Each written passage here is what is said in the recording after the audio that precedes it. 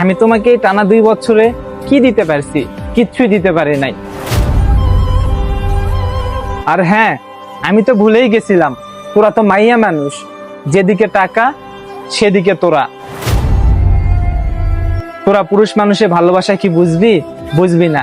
তোরা তো দিন শেষে ওই টাকাওয়ালা পোলাই খুঁজবি। আর শোন, টাকায় কিন্তু সুখ না। আর একদিন হলো তোকে আমার কাছে ফিরে আসতে হবে, আর সেই দিন আমার পরিবর্তনটা হবে অনেক ভয়ঙ্কর। কথাটা মাথায় রাখিস। আর শোন, টাকায় কিন্তু সুখ না। আর একদিন হলো তোকে আমার কাছে ফিরে আসতে হবে, আর সেই দিন আমার পরিবর্তনটা হবে অনেক ভয়ঙ্কর। কথাটা মাথায় রাখিস। শোন, তোর কাছে থাকলে না শুধু ভালোবাসাটাই পাবো, আর ওর কাছে টাকা আছে। হাই রে টাকা!